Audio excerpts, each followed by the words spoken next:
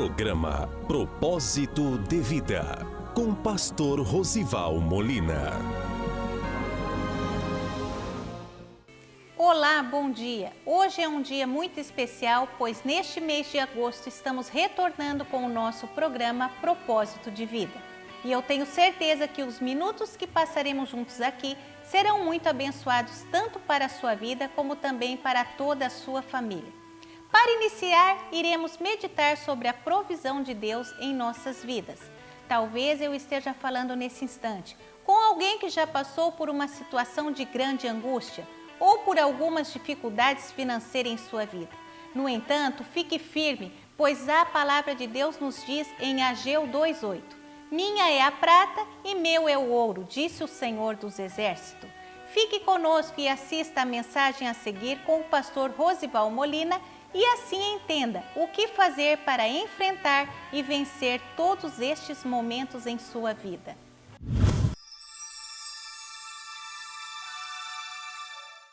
E uma mulher, das mulheres dos filhos dos profetas, clamou a Eliseu dizendo: Meu marido, teu servo, morreu. E tu sabes que o teu servo temia o Senhor. E veio o credor a levar-me os meus 2 filhos para serem servos. E Eliseu lhe disse: Que te hei de eu fazer? Declara-me o que é que tens em casa. E ela disse: Tua serva não tem nada em casa, senão uma botija de azeite. Então disse ele: Vai, pede para ti vasos emprestados a todos os teus vizinhos, vasos vazios, não poucos. Então entra e fecha a porta sobre ti e sobre teus filhos, e deita o azeite em todos aqueles vasos, e põe à parte o que estiver cheio. Partiu, pois, dele, fechou a porta sobre si, sobre seus filhos, e eles lhe traziam os vasos, e ela os enchia. E sucedeu que, cheios que foram os vasos, disse a seu filho: Trazei-me ainda um vaso. Porém ele lhe disse: Não há mais vaso nenhum. Então o azeite parou. Então veio ela e o fez saber ao homem de Deus, e disse ele: Vai, vende o azeite e paga a tua dívida, e tu e teus filhos vivei do resto. Amém? Irmãos, às vezes nos deparamos com alguns problemas, algumas situações que somente um milagre pode resolver. Às vezes nos encontramos em situações, e por que não dizer num beco sem saída, em que pensamos só um milagre agora pode mudar essa situação. Mas nós precisamos entender que para que este milagre aconteça, nós precisamos entender que para que essa vitória, essa situação seja transformada, depende mais de mim do que do próprio Deus. Depende mais de você do que do próprio Senhor.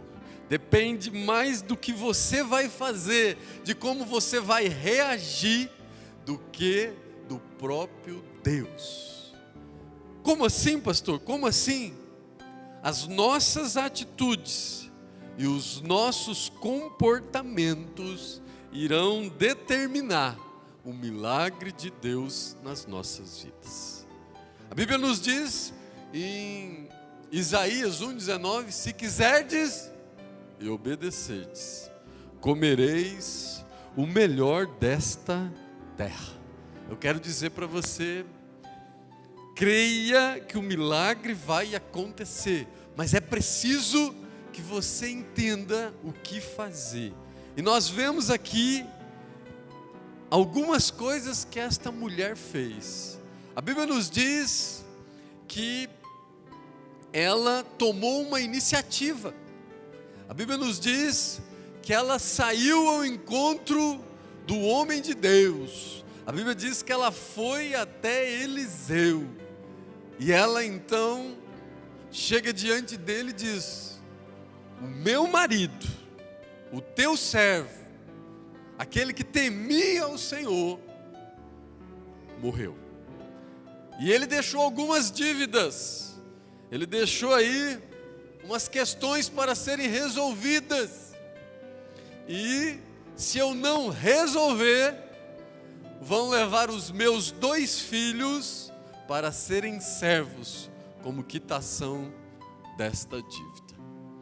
Eu quero dizer para você que às vezes você está diante de problemas, às vezes você está diante de adversidades, e muitas vezes algumas pessoas ficam paradas, algumas pessoas ficam estáticas, não reagem, não agem. Eu quero dizer para você que Deus me trouxe aqui nesta oportunidade para dizer que é preciso que você reaja, é preciso se despertar. Algumas pessoas estão dependendo do que você vai fazer para que elas sejam abençoadas. O apóstolo Paulo diz, lá no livro de Filipenses 3,13, ele diz: esquecendo-me das coisas que atrás ficam e avançando para aquelas que estão diante de mim, eu prossigo para o alvo, pelo prêmio da soberana salvação em Cristo Jesus. Meu irmão, minha irmã, é hora de prosseguir, é hora de avançar. Existe um problema, o problema chegou, a situação chegou, a luta se apresentou na sua casa, na sua vida. Reaja. Às vezes não basta agir como Cristo, é preciso reagir como Cristo. O que Cristo faria diante desta palavra que foi lançada na sua vida? Talvez alguém falou sobre um exame, talvez alguém chegou dizendo no seu trabalho, e você está acostumado a fazer o bem, a agir como Cristo, mas nesta ocasião o Senhor te chama, não só a agir como Cristo, mas reagir como Cristo. Não desista, Ele foi firme até o fim, não entregue os pontos, é preciso iniciativa. A Bíblia diz em Provérbios 24:10, se te mostrares frouxo no dia da angústia, a tua força será pequena. Eu não sei se você está no dia da angústia, mas não retroceda, não entregue os pontos, não se entregue, não se mostre frouxo, porque assim a sua força será pequena. A Bíblia nos garante, irmãos, em Mateus 16:18, que as portas do inferno não prevalecerão contra a igreja do Deus vivo. Cada passo que você dá para trás, o adversário dá um passo para frente. Avance, resista, insista. A palavra de Deus nos garante, se você resistir, Ele fugirá de vós. A Bíblia diz então que aquela mulher, o marido está morto, o credor bate, então a dívida que ficou, ou paga, ou eu levo os meninos, ou eu pago, ou eu vou ter que levar. A Bíblia diz que ela vai até o homem de Deus, vai até Eliseu. Eu quero dizer e aprender alguma coisa também nesta questão aqui com esta mulher. É preciso você buscar as pessoas certas. É preciso você buscar as pessoas certas. Não fique contando para o vizinho, para o amigo, liga para esse, liga para aquele. Não. Primeiro peça a Deus sabedoria. A quem eu devo recorrer? A quem eu devo buscar? A quem eu devo procurar? Busque sabedoria. É preciso, antes de agir, orar. Tem gente que age para depois orar. Primeiro faz a besteira, depois pede a Deus uma intervenção. Inverta isso, irmãos. Comece a orar para depois agir. Clame ao Senhor e Ele vai te dar sabedoria. A quem você deve recorrer, a quem você deve procurar, e o nome dele vai ser engrandecido, o nome dele vai ser glorificado. A Bíblia diz em Tiago 1,5: se alguém tem falta de sabedoria, peça a Deus, porque Ele a dá a todos liberalmente. Deus vai te dar sabedoria, Deus vai te dar direção, Deus vai te dar orientação. Deus contempla todas. Mas Deus já sabe, Ele sabe, mas Ele quer que você verbalize. Ele sabe, mas Ele quer que você ore. Ele diz: se o meu povo, que se chama pelo meu nome, se humilhar e orar e buscar a minha face, então eu ouvirei lá dos céus, perdoarei os seus pecados e sararei a sua terra. Se o meu povo se humilhar e orar e buscar a minha face e se converter dos seus maus caminhos, apresente ao Senhor, fale a verdade. E não só ao Senhor, mas fale a verdade àquela pessoa que Deus vai usar. Conte todos os detalhes, porque a Bíblia nos diz em Efésios 4:25: por isso, deixai a mentira, falai a verdade cada um com o seu próximo, sabendo que somos membros do corpo de Cristo. Fale a verdade para o seu pai, para sua mãe, para o seu esposo, para a sua esposa. Confesse, fale a verdade, e o nome do Senhor será glorificado. Quer Jesus na sua situação? Quer Jesus na sua causa? Fale a verdade. Deus não habita na mentira, fale a verdade. A Bíblia diz em Provérbios 28:13: aquele que encobre as suas transgressões nunca prosperará, mas aquele que confessa e deixa alcançará misericórdia.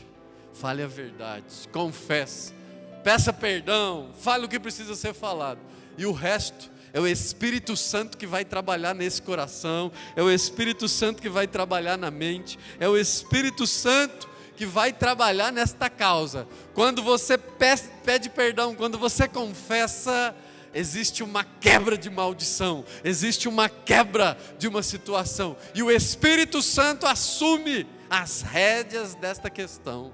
Seja servo. A Bíblia diz em Mateus 20:27: e qualquer entre vós que quiser ser o primeiro, seja servo, seja humilde e seja temente a Deus. A Bíblia diz em Provérbios 9:10 que o temor do Senhor é o princípio de toda sabedoria.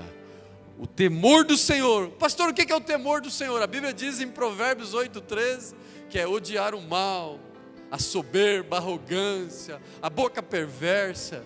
Enfim, o temor do Senhor é odiar o que Deus odeia e amar o que Deus ama. Deus ama a verdade, Deus ama o bem, Deus ama todas as coisas que agradam a sua palavra. Irmãos, então o temor do Senhor abençoa a minha vida e abençoa a vida da minha família? Sim, abençoa a sua vida. Aquele homem já era morto. E a Bíblia diz então que, ouvindo tudo isso, o profeta Eliseu fala assim: irmão, viúva, tem 2 filhos, está com uma dívida, mas ele era temente ao Senhor, ele era servo do Senhor. Ela falou a verdade, ela disse a verdade, então eu vou ter que fazer alguma coisa. E ele então pergunta assim para ela: o que é que a senhora tem na sua casa? O que é que a senhora tem lá na sua casa? E ela diz: eu não tenho nada,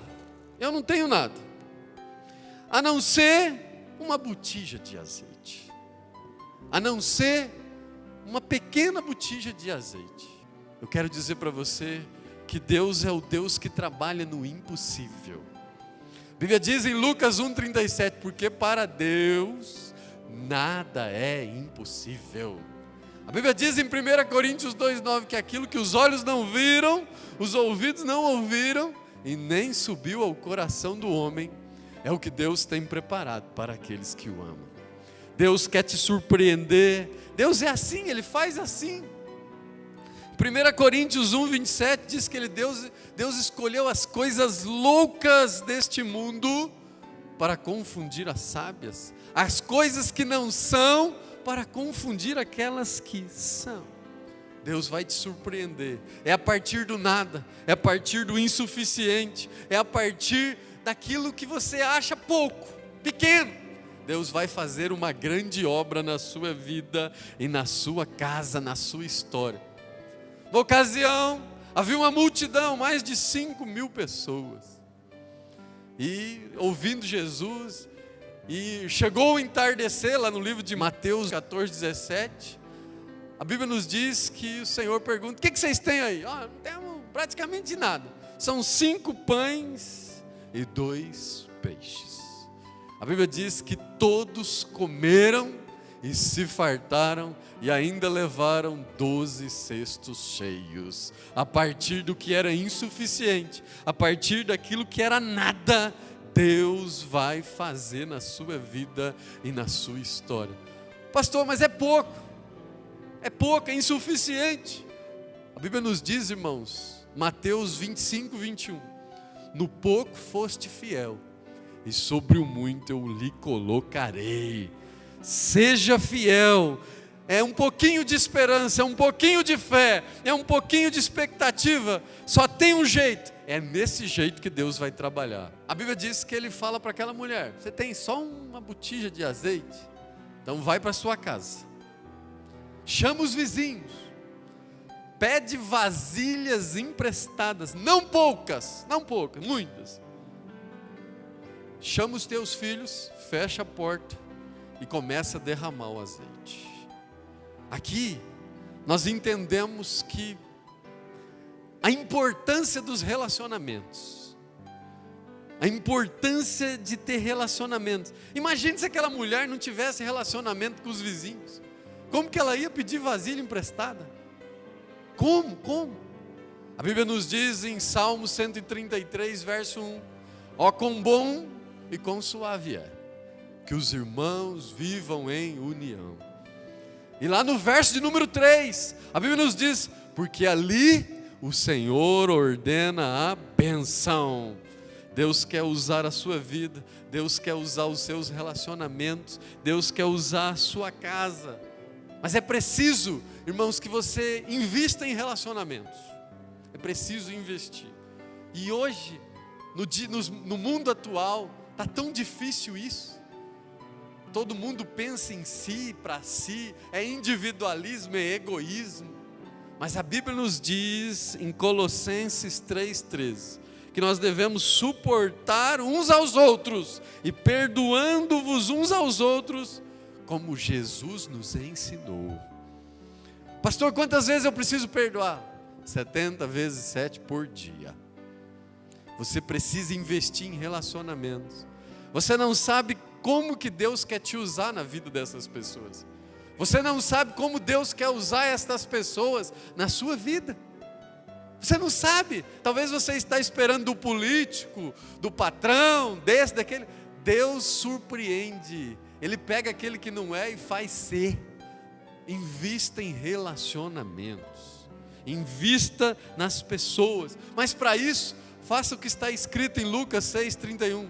Do mesmo modo em que você quer que te trata você primeiro. Da mesma maneira que quer que faça você primeiro. Invista em relacionamento. É bom sempre ter companheiros, amigos. A Bíblia diz em Eclesiastes 4,9, é melhor ser 2 do que 1, porque dá melhor paga do seu trabalho. E a Bíblia nos ensina aqui o profeta ensina que ela tem 2 relacionamentos. Vai, pede para os vizinhos as vasilhas emprestadas. Você precisa ter relacionamento lá fora, mas precisa ter relacionamento dentro da casa. Ele diz: vai, pega as vasilhas emprestadas dos vizinhos e fecha a porta da sua casa, e tu e os teus filhos enche as vasilhas. Tem muita gente que tem bom relacionamento fora, mas é uma negação dentro de casa. Tem gente que só tem relacionamento dentro de casa, mas não tem nenhum relacionamento fora. O Espírito Santo te convida a dizer: é preciso investir dentro e fora da sua casa, dentro e fora da sua família, e Deus vai te honrar. Deus quer te usar na sua casa, no meio dos seus, na sua família, e Deus quer te usar lá fora. Por isso ele disse: ide e pregai o evangelho a toda criatura. Jesus tinha 4 níveis de relacionamento, irmãos. 4. Jesus falava com a multidão, pregava para a multidão. Jesus falava com os 12. Jesus tinha uma proximidade maior de Pedro, Tiago e João, mas havia um deles que reclinava a cabeça no peito de Jesus, João Marcos. E a nossa vida é assim. Às vezes você vai ter relacionamento com a multidão, vai ter aquelas pessoas mais próximas, e vai ter aqueles ainda mais próximos de casa, mas tem esse é o companheiro, essa é a companheira, e Deus quer usar você nos 4 níveis de relacionamento. E para terminar, a Bíblia nos diz que a mulher então vai a ele, conta a história, a verdade. Ele pergunta o que ela tem, ela diz: eu tenho uma botija de azeite. Ele fala: vai, invista, pega agora os seus relacionamentos. E agora o grande segredo da vitória, porque às vezes Deus tem usado profetas para falar com a sua vida, às vezes Deus tem usado palavras para falar com a sua vida. Deus tem falado e falado através de louvores, Deus tem falado através de ministrações, de profetas, de pessoas, de vizinhos, de famílias. Mas aí existe uma grande diferença entre essa mulher e talvez você. Esta mulher ouviu as recomendações do profeta e obedeceu. A Bíblia diz que ela sai, vai, recorre aos vizinhos, recorre aos filhos, pratica tudo o que o profeta havia dito.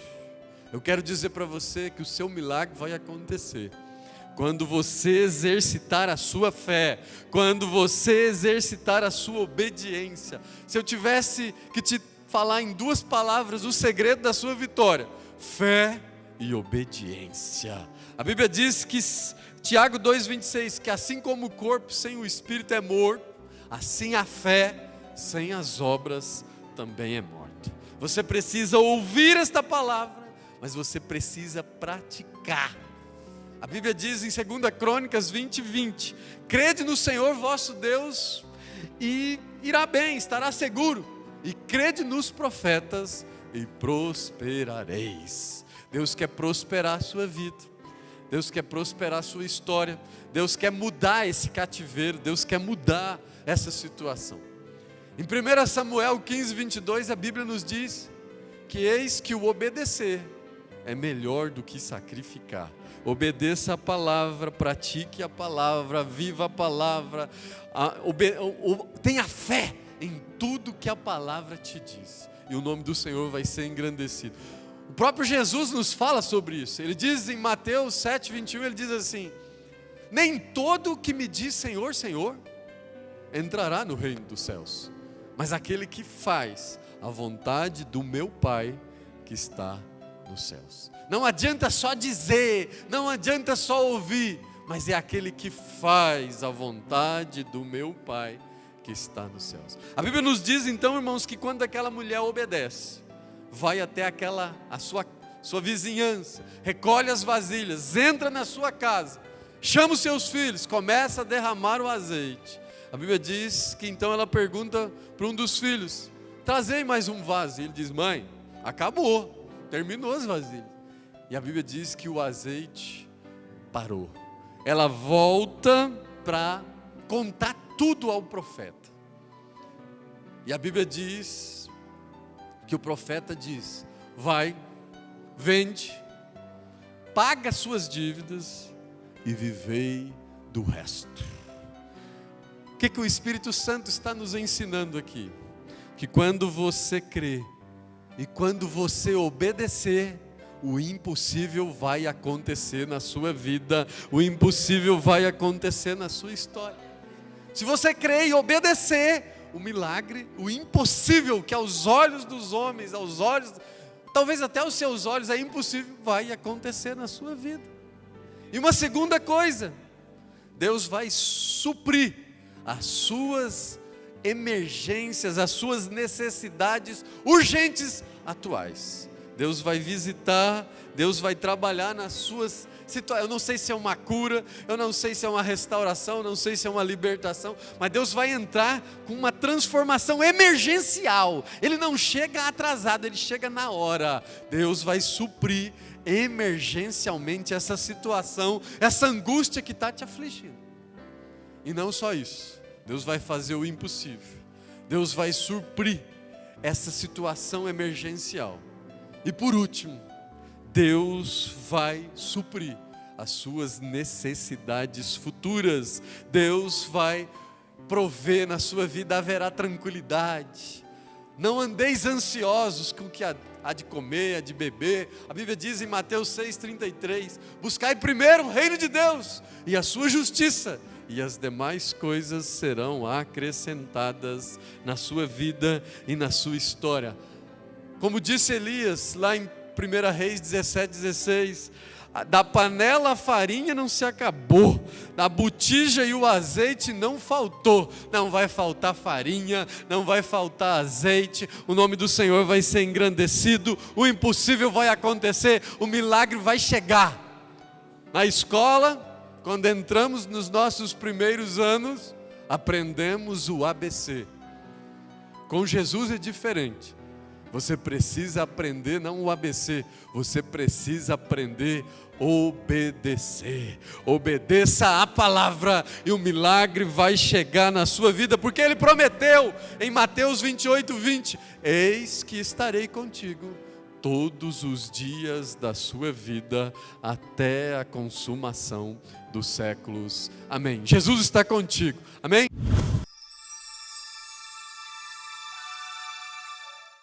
Eu creio que o Espírito Santo falou ao seu coração e foi possível você entender que em momentos de grande preocupação é preciso ter iniciativa. Não adianta ficar parado. Além disso, não fique também contando os seus problemas para qualquer um.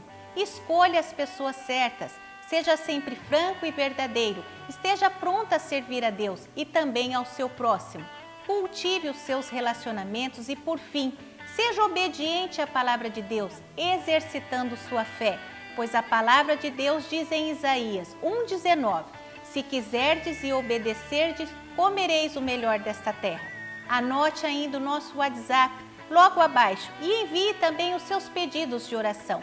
Não se esqueça de nos contar ainda o seu testemunho de vitória. Confira comigo também a nossa agenda para esta semana. Amanhã, domingo, culto da família com o pastor Rosival Molina às 19 horas. Quarta-feira, campanha Quarta Profética às 20 horas. Sexta, culto de ensino às 20 horas. E das 22 às 23 horas, campanha de oração. E nas congregações, culto aos domingos às 19h30. E na terça e quinta, às 20 horas. Pai, mais uma vez nos colocamos na Tua presença para Te louvar e engrandecer o Teu santo nome.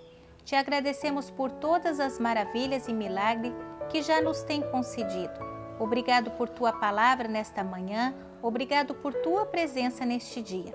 Agora, neste momento especial de oração, nós clamamos a Ti por todas as pessoas e por todas as famílias que estão nos acompanhando neste momento.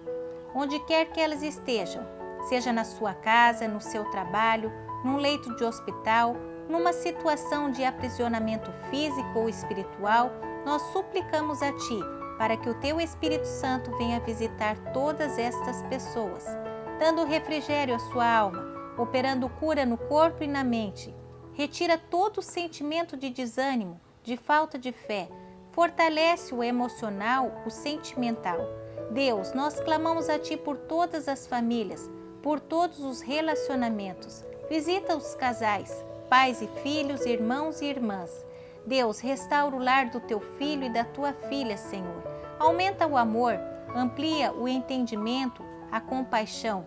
Visita todas as causas que os Teus filhos e as Tuas filhas apresentam diante de Ti neste momento.